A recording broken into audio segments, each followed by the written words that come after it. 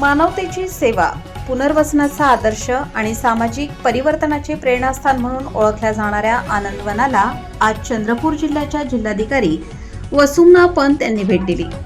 आनंदवनातील विविध सामाजिक, आरोग्यविषयक आणि पुनर्वसन प्रकल्पांची त्यांनी सविस्तर पाहणी केली. भेटीदरम्यान जिल्हाधिकारी वसुमना पंत यांनी ज्येष्ठ समाजसेवक डॉक्टर विकास आमटे आणि डॉक्टर भारती आमटे यांची सदिच्छा भेट घेत त्यांच्या प्रकृतीची आत्मीयतेने विचारपूस केली. यावेळी आनंदवनात सुरू असलेल्या विविध उपक्रमांची माहिती त्यांना देण्यात आली. यानंतर त्यांनी आनंदवन हॉस्पिटलची पाहणी करत वैद्यकीय सेवांचा आढावा घेतला.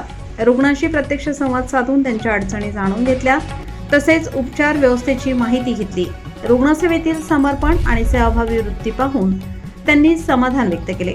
आनंदवनातील पुनर्वसन आणि स्वावलंबनाच्या विविध प्रकल्पांनी जिल्हाधिकाऱ्यांना विशेष प्रभावित केले.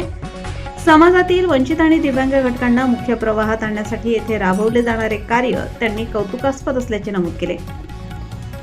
त्यानंतर त्यांनी स्वरानंदवन ऑर्केस्ट्राला भेट दिली. महात्मा गांधी आणि राष्ट्रसंत तुकडोजी महाराज यांच्या विचारांनी प्रेरित भजनांचे सादरीकरण कलाकारांनी केले.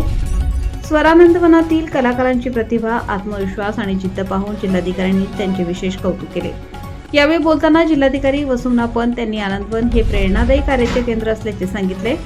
येथे सुरू असलेले सामाजिक कार्य संपूर्ण समाजासाठी दिशादर्शक असून आनंदवनाच्या विकासासाठी प्रशासनाकडून आवश्यक ते सर्व सहकार्य करण्यात येईल अशी ग्वाही त्यांनी दिली. यावेळी वरोराचे तहसीलदार योगेश कोटकर, पल्लवी आमटे, आनंदवनचे विश्वस्त सुधाकर कडू आणि ज्येष्ठ कार्यकर्ते राजेश ताजने उपस्थित होते. जिल्हाधिकाऱ्यांच्या या भेटीमुळे आनंदवनाच्या कार्याला प्रशासनाचा आणखी बळकटीचा आधार मिळणार असल्याची भावना व्यक्त होत आहे.